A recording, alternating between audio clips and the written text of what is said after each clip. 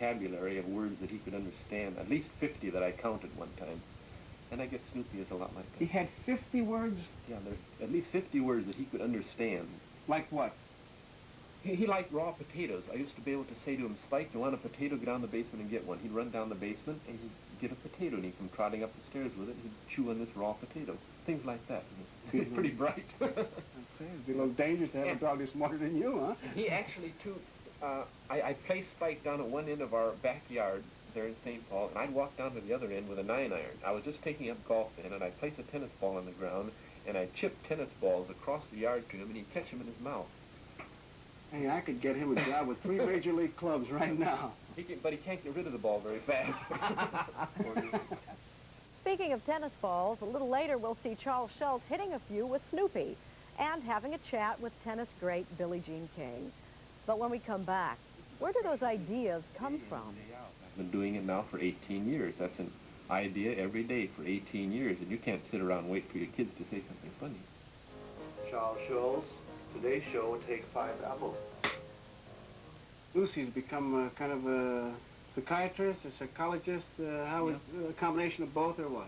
Well, Lucy's psychiatric booth has replaced the old lemonade stands. I remember this character named Franklin came up to her one day and he said, what is this, a lemonade stand? And she says, no, this is a psychiatric booth.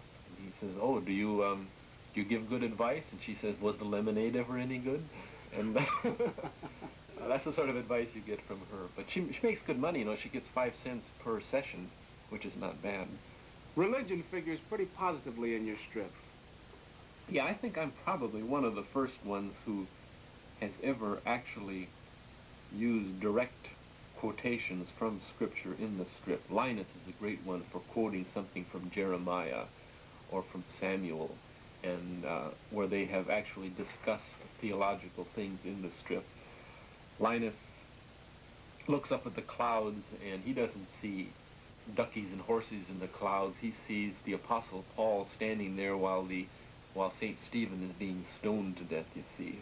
It's kind of fun, and it gets a whole new range of readers.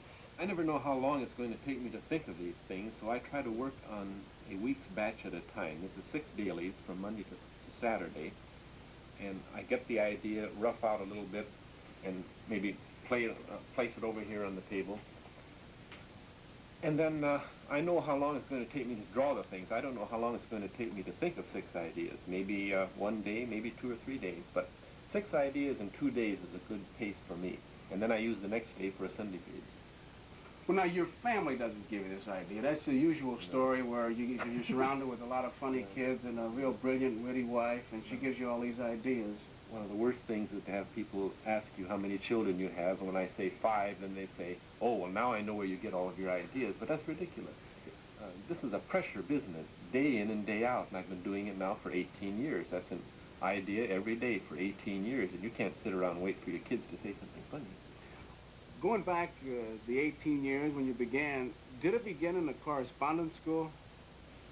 I was working for a correspondence school, art instruction in Minneapolis, but this was a lifelong dream. The only thing I ever wanted to be was to be a comic strip artist, ever since I was about 6 years old.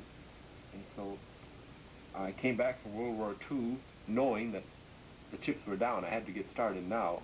And I did a few lettering jobs for some local comic magazines in St. Paul, Minnesota. And then I got a job at this correspondence school correcting lessons for other students. And while I was working there, I finally sold Peanuts to United Feature Syndicate. Peanuts? There is no Peanuts, though. No. I think it's probably the worst name ever thought of for a comic strip, but I'm stuck with it. I'd like to call it Good Old Charlie Brown. I think this is a little more meaning. Charlie Brown's your favorite, isn't he? How do you describe Charlie Brown? Well, Charlie Brown has this terrible quality where he's not satisfied to be liked by just a few people or to be fairly well liked. He wants to be well liked by everyone, and we know this is not possible. And so he's always striving after something which really can't be attained. And he's always got to contend with Lucy. Yeah, well, Lucy is so self-contained. You can't deal with the Lucy type because nothing bothers her. She doesn't even know if she's wrong. She doesn't care. See, she makes it right. We all have Lucy's in our life, don't You we? can't beat them. There's no way. How about Linus? Well, Linus is the most fun to work with. I think if I were to draw another strip and had to draw or come up with a lead character, I think Linus would be the best. He's the most flexible. Linus can be very smart, he can be dumb, he can be innocent, he can be all-knowing. He can have the blanket and be completely dependent upon it, but then again, you can take it away from him. He's very flexible, and he's a good character to work with. What's a Christmas shepherd gonna look like holding a stupid blanket like that? A lot of comic strips feature grown-ups acting like children. What made Peanuts unique from the beginning was that Charles Schultz created a world of children who talked and acted like adults, sometimes neurotic adults at that. Lucy's brother Linus, for example, he's wise beyond his years, but he still likes to carry around that blanket. What amazed me about the Linus and the blanket thing was the amount of people who thought that theirs was the only child who had a blanket. They were amazed that I should have known that children drag blankets around, but 4 out of our 5 kids had blankets. And I'm also amazed at the fact that no one ever really used this in comic strips or the movies or anything before. But obviously kids have been dragging these things around for generations. I'm very proud of this whole blanket business because I didn't create it, of course, but I think I was the first cartoonist really to observe it. And I believe that the term security blanket is now part of the American language. You can find it in dictionaries. And it's kind of nice to know that you created a term that is now in the dictionary.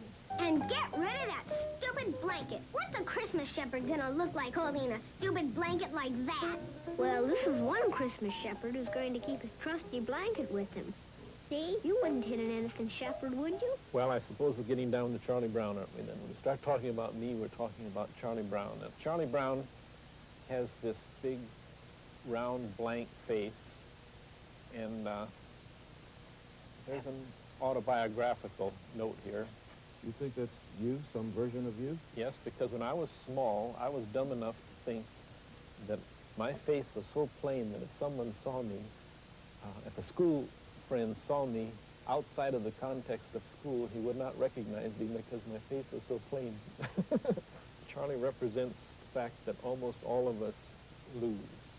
Almost all of us would like to be club champion at something, and almost all of us never quite get there. And Charlie Brown being a cartoon character, being a caricature of what most of us think of ourselves, Charlie Brown has to lose all of the time. Charlie Brown cannot fly the kite. He cannot meet the little red-haired girl. He cannot ever kick the football because then Lucy pulls it away. She pulls it away, and he'll never be able to do these things because the minute he does, it destroys the foundation of the whole strip.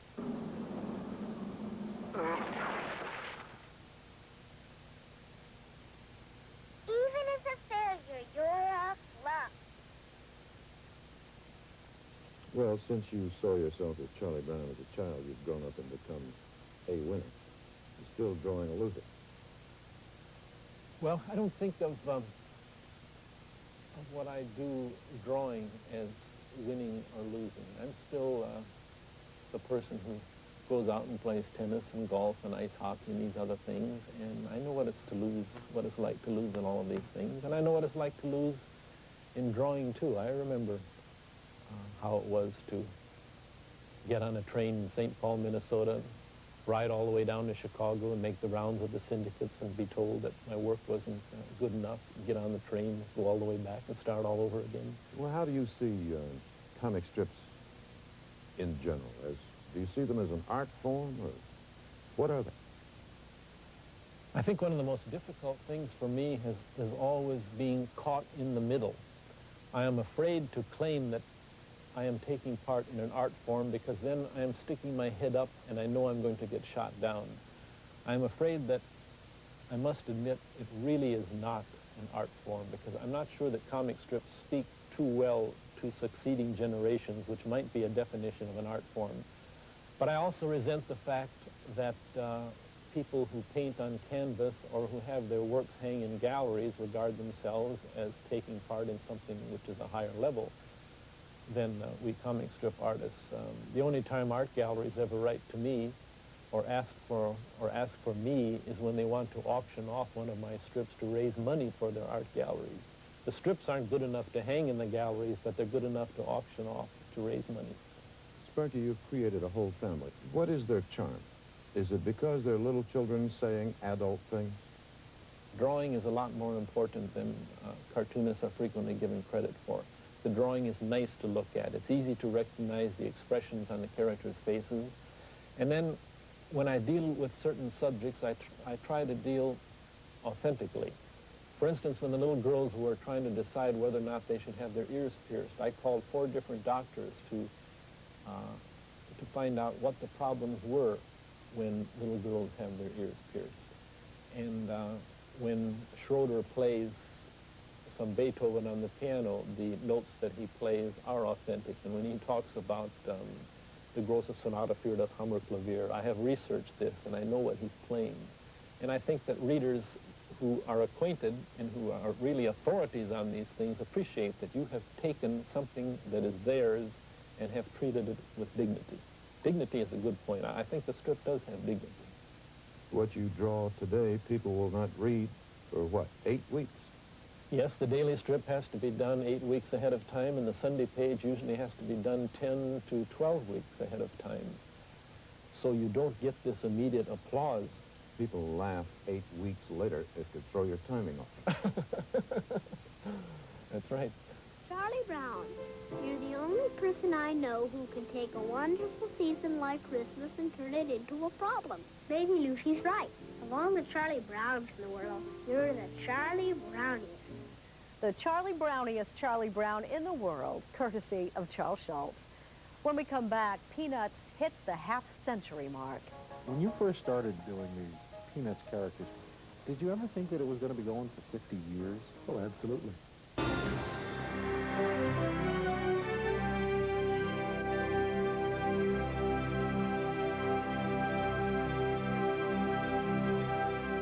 Welcome back to Time and Again as we spend some time with Peanuts and Charles Schultz. Create something worthwhile and you might just get recognized for it. Do it for a long time and you might just become a legend, and occasionally even get taken for granted. All that happened to Charles Schultz, but when he decided to retire after half a century at the drawing board, everyone realized what they'd be missing. In November 1999, 1 month before Schultz announced his retirement, he talked with NBC's Al Roker about Peanuts' 50th anniversary.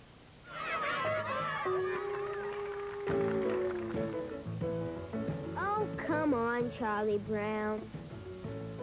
Tonight, the great pumpkin rises out of the pumpkin patch. This book encapsulates 50 years of Peanuts. How many strips are we talking about that you had to go through? 365 times 50. For those of you doing the math, that's 18,250. We picked out the ones that would be the most meaningful and lasting, and yet were entertaining, and some that I'm really proud of that I really like having in there. When you first started doing these Peanuts characters, did you ever think that it was going to be going for 50 years? Oh, absolutely. Did you really? Well, sure, it's the only thing I ever really wanted to do. And I remember when I was a teenager sitting in my dad's barber shop reading a Life magazine article about Frank King, who used to draw Gasoline Alley, and it said that he made $1,000 a week. And I told my dad, see, that's what I'm going to do. I'll have my own comic strip, and I'll make $1,000 a week. Well, Schultz hit that goal and quickly surpassed it. Today, Peanuts is read daily by over 355 million people in more than 21 languages in 75 countries around the world, making it the most widely syndicated comic strip in history. When did you decide you wanted to create characters that revolved around these little kids and a dog? Whenever I drew little kids, editors seemed to like the little kids. So when I finally sold the feature to United Feature Syndicate, they said, well, you're going to have to create some definite characters. I said, well, that's no problem. I knew I wanted a little bland-faced character, and I asked my friend Charlie Brown if I could use his name, so that took care of that. Why do you think we identify so much with Charlie Brown? What is it about him that has touched such a chord with kids, with adults, with everybody? I suppose it's because of losing. Please? winning is great, and people say, when you're going to let Charlie Brown kick the football? I wish he could kick the ball, and I wish he could win a ball game and all of that, because that would make him happy. Now, happiness is great, and I hope that you will have happiness the rest of your life, but it won't be very funny. What is it about Snoopy? Why do we love this beagle? I suppose that Snoopy has showed to us what a dog needs to do to survive. And in order to make his life meaningful, he goes into these fantasies. Now he thinks he's a surgeon and an attorney and a writer. Joe Cool. And Joe Cool, yeah, very cool, yeah. I remember, it meant a lot to me, because growing up, being an African-American, you didn't see a lot of African-Americans in different forms of media. And when you put Franklin in the strip back in the late 60s, that meant a lot. Good, good. I wanted to do it earlier than I did, but the syndicate gave me a hard time with it. Did they really? Yeah. And one editor at least wrote to me from South Carolina and said, don't ever do that again. But we ignored everything. I wasn't sure that I could do it, frankly. I don't know what it's like to grow up as a black kid. No, I only know what it's like to grow up as a barber's son in St. Paul. I have my own experiences. And I guess some of this would have to be autobiographical. How much of that comic strip is Charles Schultz? I would say virtually all of it. All of the characters have a little bit of me in them. There's no other way of doing it. I wasn't quite as inept as Charlie Brown is, but I know what it's like to lose a ball game when you're a kid, 40 to nothing. And I know what it's like to have someone whom you love say, no, I'm going to marry somebody else, you know, and that sort of thing. It has to be part of you. There's no other way of doing it. Obviously, his methods worked well. The strip has spawned over 40 animated television specials, 2 musicals, and a host of endorsements. Not to mention an entire industry of retail products. Everything from stuffed toys to kitchenware. You have created this family, and people seem to have locked on to, I mean, I remember growing up, and happiness is a warm puppy, and good grief. Things that became touchstones for my generation.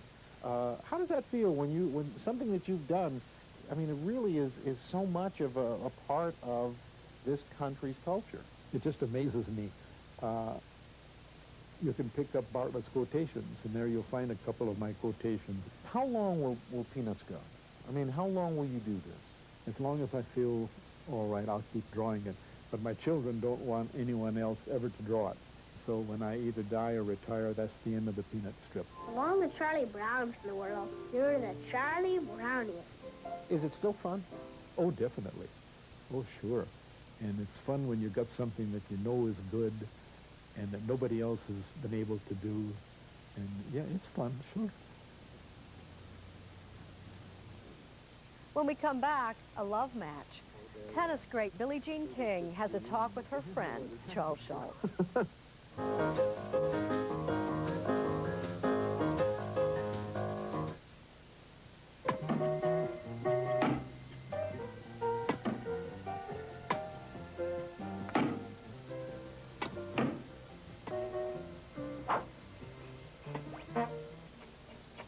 Snoopy really is based upon a dog that I had when I was about 13 years old, whose name was not Snoopy, but whose name was Spike.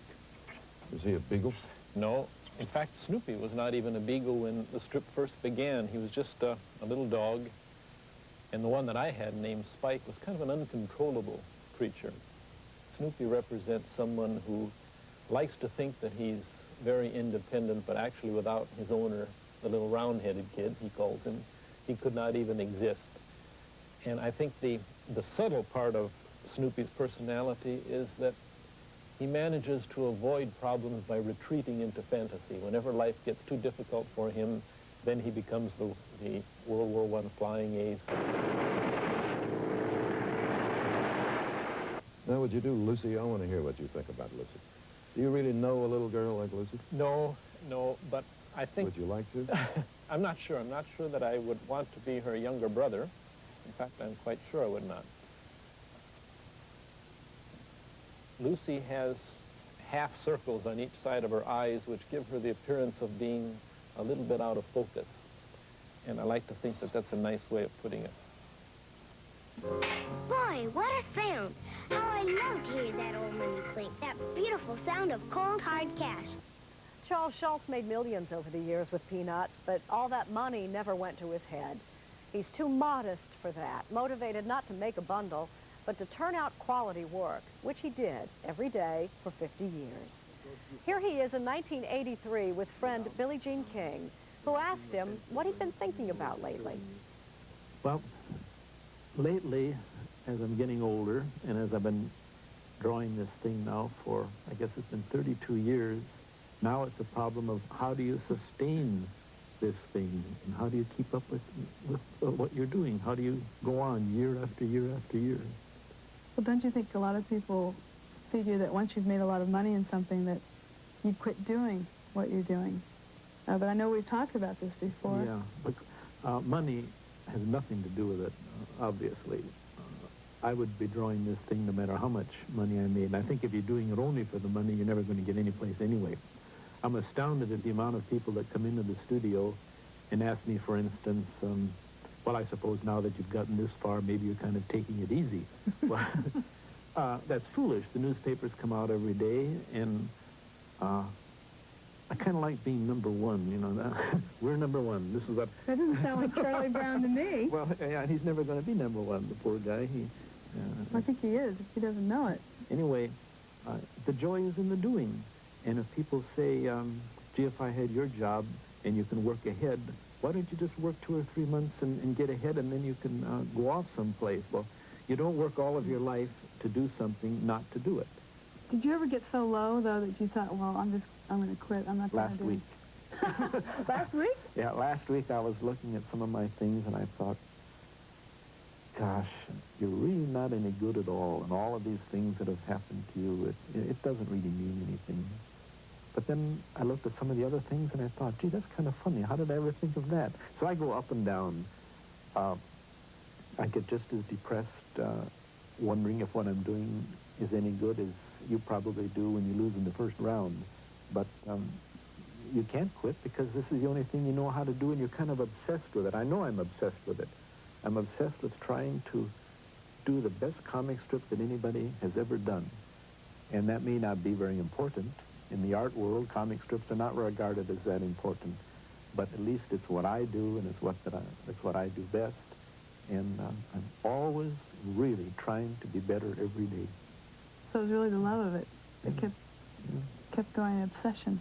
I was, well, my cartoons were rejected from the high school annual. They were not. Yeah.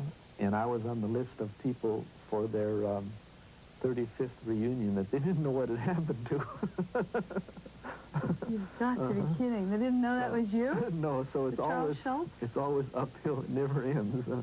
Almost everything that we've ever done with the Peanut strip has been something that nobody else wanted. Nobody wanted the strip, nobody wanted the books, nobody wanted the television shows. You seem always to be having to prove yourself. Nobody wants me to play in Wimbledon. I keep asking you to be in mixed doubles, and you keep turning me down year after year. And I can't take it much longer.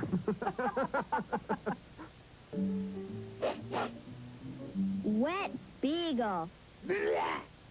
Drawing Peanuts was a 50-year marathon for Charles Schultz, something he compared to having a term paper due every day. In 1989, as he approached the 40-year mark, we at the Today Show took notice.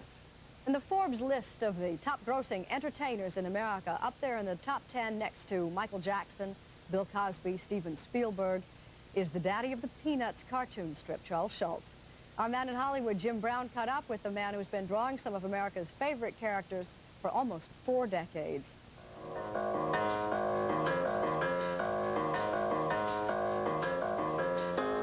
Good grief!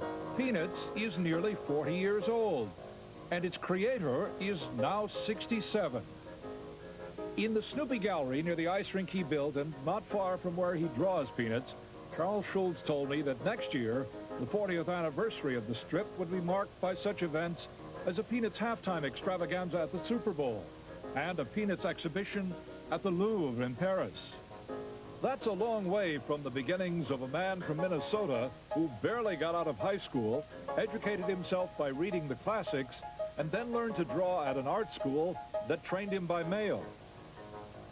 On the mezzanine of the Snoopy Gallery are some of the mementos of the past 40 years, all from a comic strip that now appears in more than 2,000 newspapers in 68 countries. And with its merchandising of Peanuts characters, Forbes magazine says that Charles Schultz is one of the 10 wealthiest entertainers in America. Framed by a showcase that includes the very first Peanuts merchandising figures, Schultz said, "Who on earth wants to read a book about him?" My big fear, of course, was that it would simply be boring. I've never considered my life as being that interesting. I suppose the fact that I draw a silly little comic strip is of some interest, and it has achieved this fantastic fame, but beyond that, my life has not been that interesting, and I'm not even sure that I, as a person, am that interesting. So my greatest fear was that we would get the whole book done, and we'd look at it, and we'd say, well, what a boring book. Schultz's biographer, Rita Grimsley Johnson, says the cartoonist's wit is apparent in Snoopy, that his crabby side lives in Lucy, his love of books and knowledge falls to Linus, and his reverence for music to Schroeder. But it's Charlie Brown that gets the good stuff, inheriting Schultz's storehouse of anxiety. I would say that that is absolutely correct. I don't think it is possible to draw a comic strip every day. And this thing never ends, you know. You're like a squirrel running in a cage, day in and day out, no vacations. So it's not possible to draw something like this, if you're going to make it halfway decent anyway, without drawing upon everything that has ever happened to you. And one thing that happened to Schultz gets an entire chapter. It's about an early girlfriend from St. Paul, Donna Johnson, who turned down Schultz's marriage proposal, and how it eventually led to Charlie Brown's unrequited love interest known as the little red-haired girl. And of course, I was reticent to bring it up because I didn't want Donna to be brought into the limelight in this way if she didn't want to be. And Rita called her up and actually visited with her to find out if it bothered her in any way. But what it really does is just show how everything that has ever happened to you in your life, and probably everything that ever will happen to you, is grist for the mill.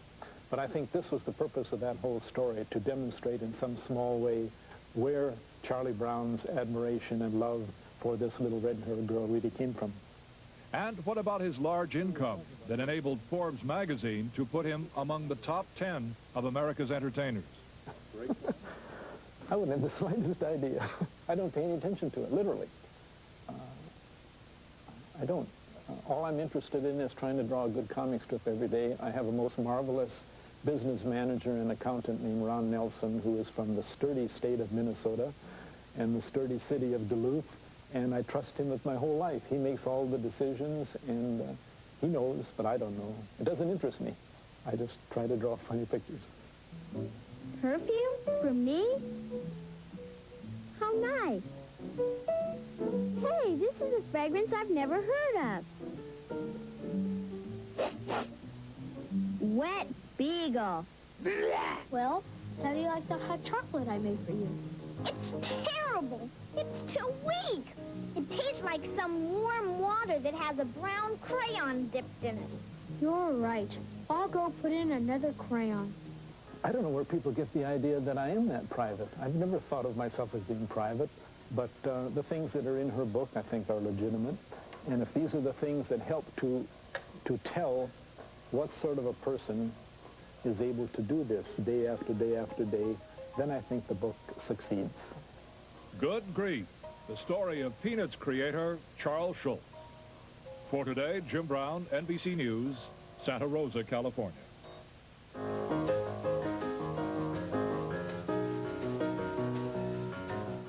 Why did you decide to retire? What brought you to this point? It's hard for me to the exact remember, but we did find out that we had the colon cancer. Because you went into the hospital for a stomach ailment. For something, yeah, we were wondering something wasn't quite right. And several doctors who were going on this, and And next thing I know, one doctor says, no, You have colon cancer. colon cancer, yeah. And then that always comes as kind of a shock, because you're not ready anything like that. And then, of course, what really happened was that not only we had this big, the thing about rushing off to the hospital and everything, which was bad enough, and then a stroke. I don't know, why did they have to throw in the stroke in? Couldn't they just let it go at that? The blocked artery, the colon cancer, Yeah, and then you yeah. throw a stroke in on top of it. Yeah. It's tough. It's tough, yeah. I never dreamed that this is what would happen to me. I always had the feeling that I would probably, I'd stay with the strip maybe, till I was maybe early 80s or something like that. And all of a sudden, it's gone. It's been taken away from me. I did not take this away from me. This was taken away from me. How does that make you feel? Someone asked me the other day, how do you feel about just thinking about the strip and drawing things like, and I said, the only I care about is tomorrow. I want to feel better tomorrow. Yeah. How are you feeling? Not so good. Has it completely sunk in that you're not going to be doing this anymore? It didn't really sink in until I was writing a little kind of a so long friends, sort of thing. And then right at the end, I wrote his name, my name, and then it said, and I'll probably start crying. He said, well, that was Charlie Brown, minus, and so. And all of a sudden I thought, that poor kid, he never even got to kick the football. What a dirty trick, he never had a chance to kick the football. This is the last strip. Oh, yes. And I want to read it to you. Dear friends, I've been fortunate to draw Charlie Brown and his friends for almost 50 years. It has been the fulfillment of my childhood ambition. Unfortunately, I'm no longer able to maintain the schedule demanded by a daily comic strip. Therefore, I'm announcing my retirement. I have been grateful over the years for the loyalty of our editors and the wonderful support and love expressed to me by fans of the comic strip. Charlie Brown, Snoopy, Linus, Lucy. How can I ever forget them? Signed, Charles M. Schultz. Incredible. Do you realize how much a part of our lives you are? I really don't think about it.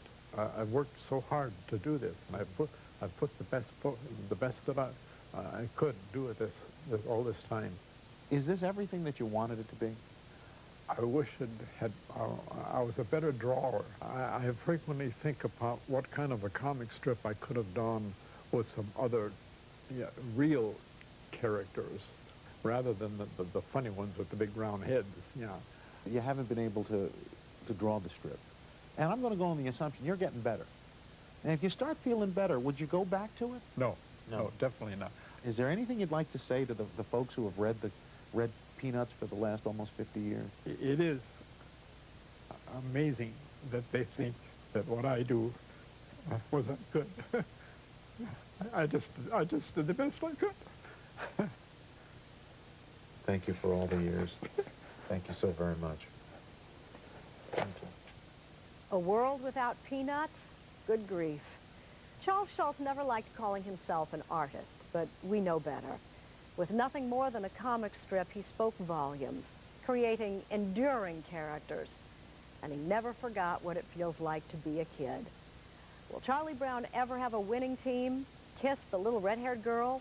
Kick the football? Maybe not. But he'll never stop trying. That's time and again for now. Thanks for joining us. I'm Jane Pauley, and we're history.